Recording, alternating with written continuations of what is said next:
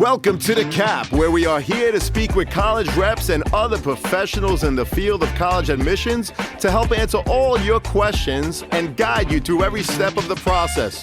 So if you're serious about college admissions, you've come to the right place. Are you ready?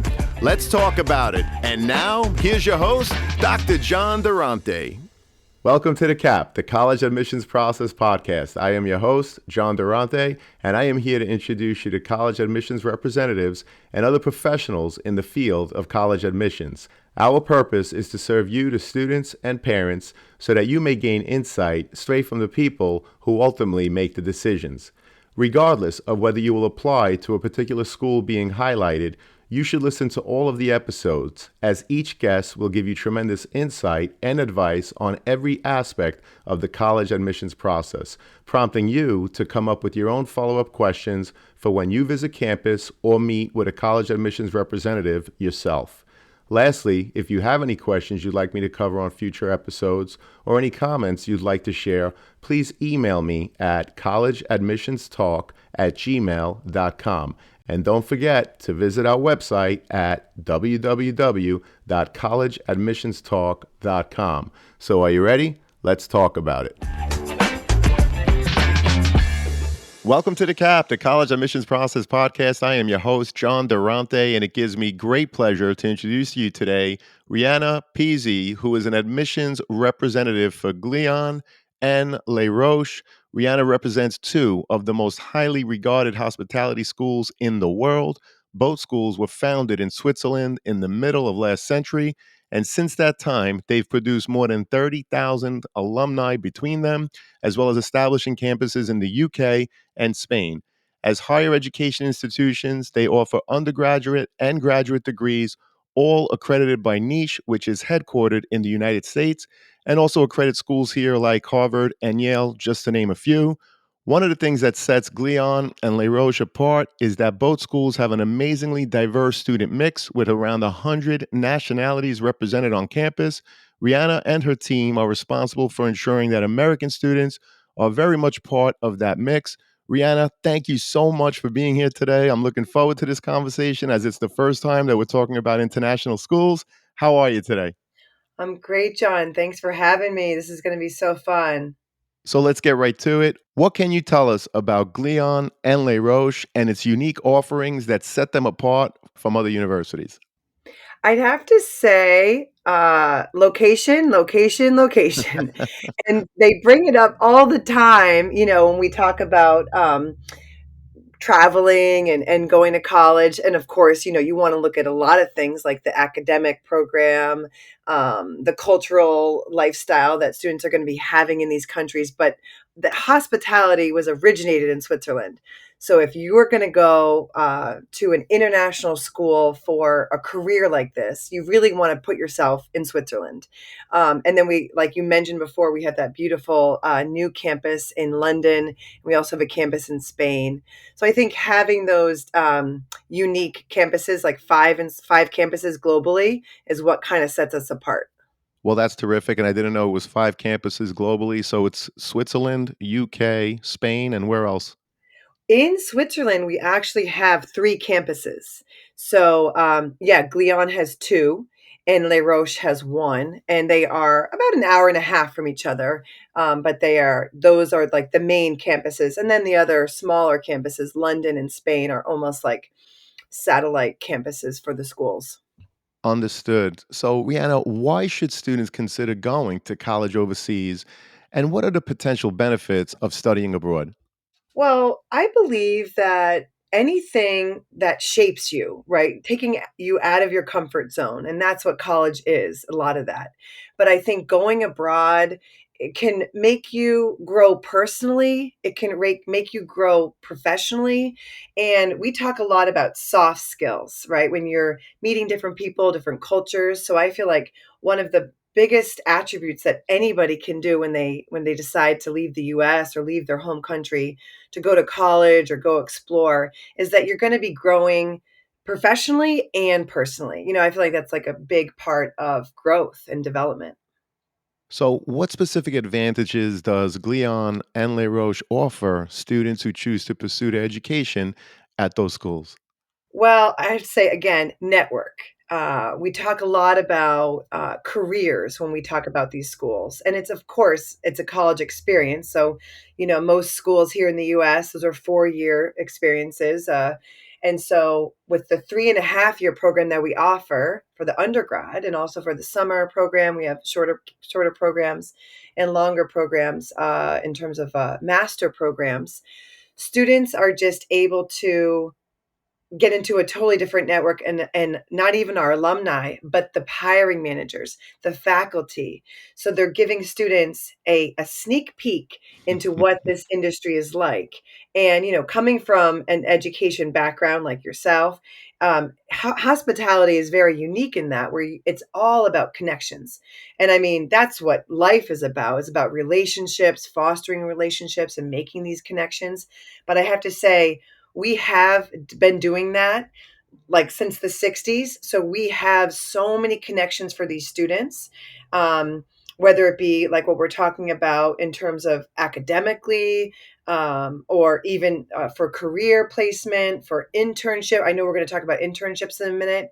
I think those schools have such a broad expanse network. And that's something that I think students and families really respect when they start looking at a school like this for international hospitality management, because that really it's all about your network. It's all about who you know. And and they also, I would say, a lot of our alumni come back and they hire current students, so that's great. Well, that's terrific. And you emphasize networking and establishing relationships, and obviously attending a school overseas will foster a global network for your students, which I think is terrific. So we appreciate that. So let's get into the application process, if you don't mind. Can you walk us through the application process? And are there any specific requirements or considerations for international applicants? Yes. So for all my students coming from the East Coast, like I would say normally they are applying online. And what we're looking at is, of course, their CV, their resume. Now, those are guaranteed items that you're going to need in the college admission process. Where we kind of stand out, where I think it's a little bit different, is that we are going to be doing an interview with students once all the documents have been collected. So, I think you would just sit down with your child, you'd go through the website, you'd have everything ready on your desktop, you'd go ahead and work on that essay. I feel like, I mean, most all colleges require an essay, but where I find like a lot of the families that are looking at this specific school and going abroad, you really want to have your personality come out in that essay, right? And you really want to have your personality come out in that interview. So those are, I think, are the two probably unique things that we work on a lot with our students. I actually coach them through a lot of that process, because when they, I think even when you're getting a job interview, you have to thank the hiring manager. So I tell all the students it's really important, and these are like life skills too. It's not even like, specific to the college admission process, but you have to thank your interviewer. You have to have all of your transcripts and everything organized. And we can accept a student with their provisional transcripts, and then after they graduate their senior year, they would need to send them in as soon as they can. And so a lot of the students, because we are rolling admission too, and I don't know if that's unique to international schools, that they have the rolling admission process, but that they are looking at their transcripts when they graduate, and that's like a provisional letter of acceptance until they do finish their senior year.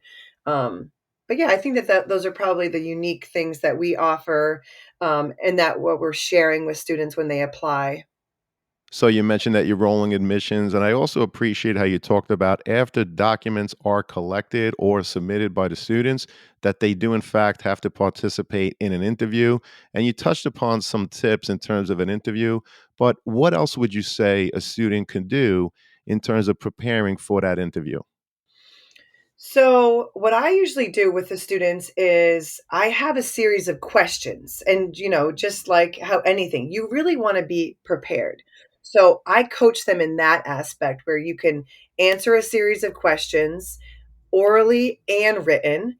And that helps the interviewer and the student understand what exactly we're talking about, and so that they're not kind of nervous, coming off of, because I think it is, it's one of the parts I feel like with college admission, that it is kind of this gray area, and it is kind of not scary, but it can be scary.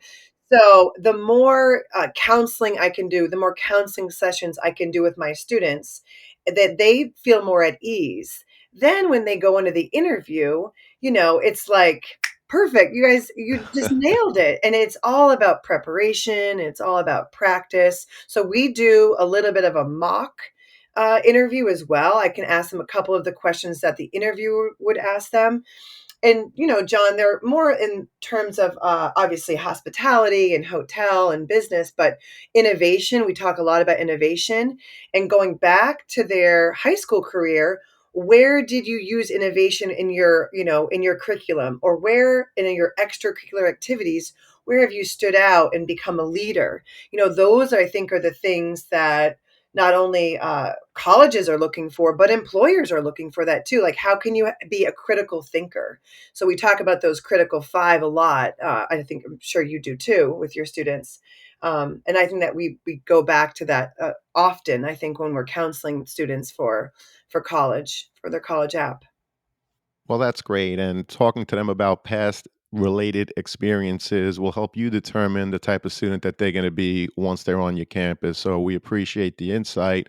What other qualities or attributes does Glion and La Roche look for in prospective students during the admissions process?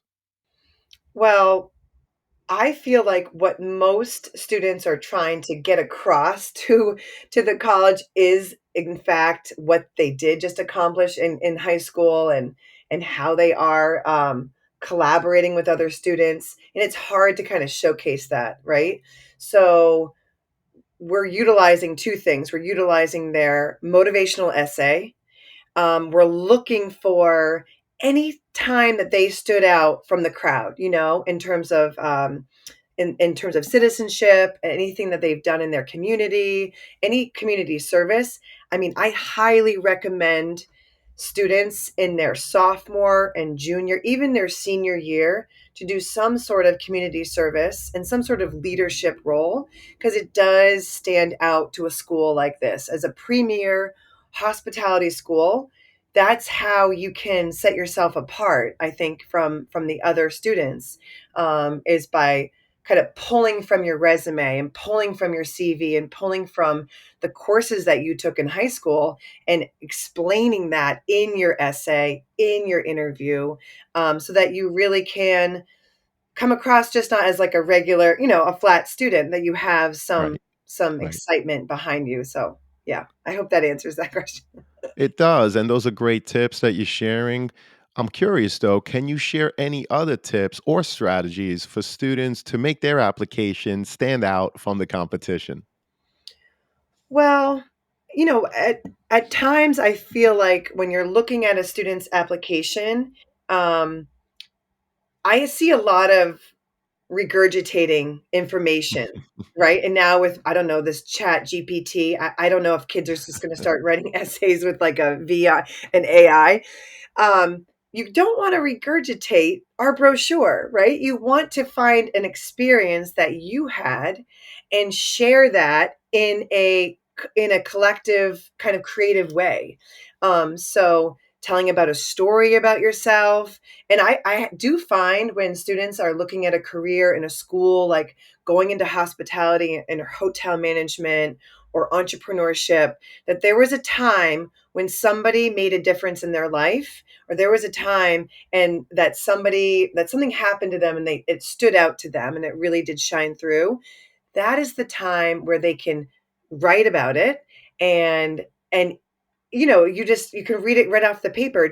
Like, it pulls on your heartstrings. That's what you're looking for. That's what we're looking for. And that's how you can stand out against everybody else without just, you know what I'm saying? Like regurgitating information. And I think that essay too, and the interview side by side, um, just having, I guess, being confident, right? Being confident in yourself and what you just accomplished. And I think I go back to the parents all the time, because parents, it's not, of course, it's the teachers, but it's the parents who are instilling these values in these students. And those students and those parents, again, probably have talked about it a million times, what they're going to write about in their essay. But the kid has to write it. I can tell when a parent's been, stepping in to say a couple of things. So just making it like sound authentic and yeah, sound like themselves. And again, like writing a story about yourself is so key, maybe a gritty story. What do we think about gritty stories? Well, I like that, and I like how you talked about not telling you as an admissions representative about your school. Like you said, regurgitating information that a student and their parents might find in your brochure. You know what your schools offer. You don't need the student to remind you in their essay, and that would be a missed opportunity because the point of the essay, separate from the activity sheet or the transcript, is to give you more insight in terms of who the student is as a person. So we appreciate that. And of course, I was really curious, what is the yearly tuition to attend, and Mm. what types of financial aid or scholarships do you offer for international students? So this is a great question, and the way I like to explain it to families is that with a school like Glion and Les Roches, you're going to be in college for 3.5 years. You're going to be That's 7 semesters, but you're going to be actually taught by a teacher for 5 semesters. So every semester is 30,000 US dollar for the tuition. And that is right in line with most US schools. I think actually it's maybe a little bit less. But so John, so for semesters 2 and 5, there is no tuition fee because those are the internships that we speak so highly about, that we've embedded into our curriculum. So the scholarship opportunities and the financial aid opportunities that are available for families are specifically with each family. They must apply for the financial aid package with their application. And that is, I would say, looked by the scholarship committee every month. And so a family just needs to express that they are looking for some aid. We also have merit-based scholarships that help families out. And then every year they need to reapply with the school, just like every other school. But I feel like when students are applying for financial aid, they definitely have to do specific things. They have to write an essay of why they need the aid. They have to do a budget, and I think that's really helpful. I think families to really see on paper, what is this going to cost us? And then they also have to factor in, for the merit, is letters of recommendation. And we actually require both for the financial and for the merit, a letter of recommendation, a separate letter of recommendation from a faculty member or from an employer. So, yeah. And then I also, during that semester where your students are on internship, they can get paid. We don't require that and we don't actually encourage it. But if a student is signing a contract to work in Dubai at a hotel, for 6 months and they're going to get paid, that's something that a family is very appreciative about. So, if that's important, I think that also comes up in the counseling process, that a student could. Now, here's an example for a school like this: a Glion or Les Roche student coming from Long Island could come back to Long Island and work in Manhattan and live in their parents' home for 6 months. Not everybody wants to do that. Or I've had families who've had aunts and uncles who live in France. They live with that aunt and uncle and they save all that money and they work every day for 6 months and they explore what it is to be working. So, as students, and I know we're going to talk about internships in a minute, but as students are going through this, college experience, there's opportunities for them to actually not live in a dorm and get their meal plan and and pay for housing. They could live in a specific part of the world that would support their their financial needs and their so every and so I also like, it's a very personalized school where we really do work with families and students depending on what they need. I also have you ever heard of this? It's called Scholarship Owl. I have heard of it. Yes. Yeah, and I found there's a lot of local scholarships too that students can apply for in their own city, in their own town. So, and they can use those grants towards, their college tuition. So, um, but yeah, that's basically. I know it's a huge. What's the ROI on college, right? Right now.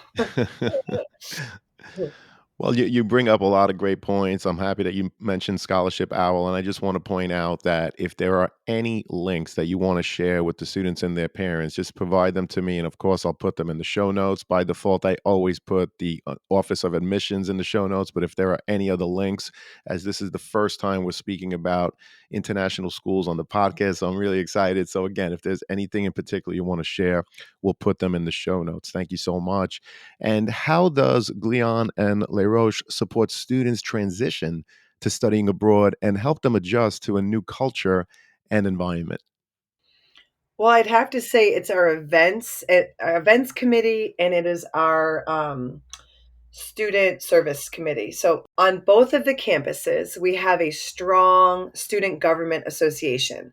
It's student run, student led. So, in the first week, we have induction week where students are going to be walked through. So, this is something it's kind of interesting with our school is that we have a practical experience semester. So, students are actually being fitted for chef coats, they're being fitted for maitre d' suits, and so during that first week, the students are doing a lot of team building. So we have different activities. We take them on different tours into the city so they can understand, they're new to Switzerland. So we take them into Montreux, we take them into Marbella if they're on the Spain campus. Um, and, I found sometimes, not all my students, but I know I've heard from other counselors in other parts of the world where students are just in their room. And so what happens then, right? Because they're in their room, they don't want to come out, they don't know anybody. So we do different team building activities. You automatically create a friend and you create a group of students who are going to be your network because we do so much team building in the beginning. And I think that's really, really helpful. And it's, like I said, it's student led. But we do have a student services and we have an events committee, and they are always providing different activities for the students just to explore and get into campus. And yeah. That's great to transition them to not only your schools, but also being overseas, which I think is terrific. Thank you so much for sharing that. And of course, you touched upon many of the internship opportunities, but let's dig a little deeper. Are there any specific internship or career placement opportunities that Glion and La Roche provide its students? Well, I'd have to say, as being one of these premier schools, you're really looking at the network of employers and the network of alumni. So every year we have 100 companies that just come to our campus. They are coming directly to the campus, and the students get one on one interviews with all of the hiring managers from all of the top luxury brands, hotel brands. Um, we work a lot with different sporting facilities like Formula One, FIFA, UEFA, Olympic Committee. Gucci has just come into our school because they are looking for luxury business managers. This is a new track. Glion is known for its luxury sector. And when I say luxury, I'm not talking about hotels, John. I'm actually talking about retail, about airlines, about cruise ships, helicopters, yachts. Of course, there is watches and fashion involved in that. So when you have Louis Vuitton, Gucci, Apple coming to your school for recruitment, for internship, and for career placement, you have the best of the best in front of you. So the way we coach our students is to obviously dress the part, get ready for the interview, and those internships always lead to jobs. I'd have to say 75% of our alumni are leaders and managers. So that means they are going into the corporate world coming out of our school. They are utilizing that internship that they had, or two internships, I should say, that they've had throughout their career in college to network, to connect with different hiring managers. And of course, you can go back to school for your master's, but I think with those two internships with the companies that are recruiting our students, they want to start working when they get out of school. They want to start seeing that ROI, getting a great salary. And so, I mean, that's right there is the practical experience is that's what employers want. They want you to understand how to do a job. So those internships, they are obviously soft skills, but they are working with hard skills for students just to understand what is it like to be in a role like within a hotel or within a luxury sector. So yeah, I think it's just everything is about preparing you for the real world, and that's what these internships do. And the companies that we've been connected to over the years, we just have a great lineup right now. I think of companies that are loving our students, and they seem really happy with the work that they're doing, and I think that speaks volumes. Well, that's terrific. You mentioned ROI, return on investment, multiple times. You talked about the tremendous networking opportunities worldwide. 100 companies come on your campus to conduct one-on-one interviews. Initially, those lead to internships, but then, of course, they lead to many jobs. So that global connection, that global networking is something that's truly unique to your schools. So this has been a great conversation, and we asked a lot of questions. Before I get to the last question, I was curious, are there any questions I didn't ask or any topics that didn't come up that you wish to share with us now before we get to that last question? Let me think. Well, I guess the one thing I would bring up is that it's all in English. Everything is taught in English. We did just start a bilingual program in our Spain campus, which I think is fabulous. Great, great. And we focus a lot on languages. So for students coming out of U.S. high school, they typically do have a foreign language requirement. We do require the foreign language to be taken while they're on our campus because it's just embedded into the program and understanding different languages. So we teach students French, German, Italian, Spanish, and we also have Mandarin. But I do want to just emphasize that everything is in English, even though they're in a French-speaking part of Switzerland or Spain, and yeah. So I think that's an important part to remember. Well, we appreciate that. And like I said, this has been a great conversation. Unfortunately, it does lead us to our last question, which is what are your top three pieces of advice you would give students and their parents who are getting ready for the college admissions process? Well, I say tip number one would be to go back, and look at what you've done throughout your high school career and really look at like where you were shining the most and try to highlight that area in a couple of different aspects. So either in the essay or in the interview. Go to the campus, see the campus, right? If you have the ability to tour 10 schools this summer, go because where you smile the most is where you're going to be happy on that campus. If you cannot get to a campus, you can do a lot of virtual tours. Um, we provide open days for families, and I think the ones that come really do utilize just understanding a little bit more about the campus and the culture. And then I think my last tip would be, John, for families who are looking at a school that their kids is really excited about, but they don't know a lot about. Ask the counselor to speak to alumni. Ask the counselor to speak to a current student. Those are your best pieces of advice because they've been there, they've done it. And I think the other, yeah, I guess those would be my top tip would be, yeah, experience as much as you can about the campus. If you can't get there, do it virtually and try to talk to somebody who's come out of the school and really look at your background.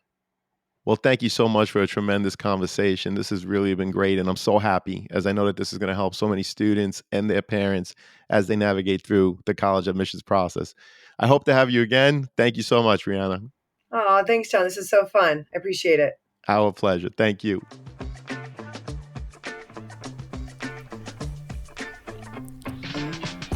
Thank you for joining us on this episode of The CAP, the College Admissions Process Podcast. We hope you enjoyed the show. If you did, please don't forget to tell a friend and follow us on Facebook, Instagram, Twitter, and wherever you listen to your podcasts. I am your host, John Durante, and I look forward to seeing you on the next episode of The CAP.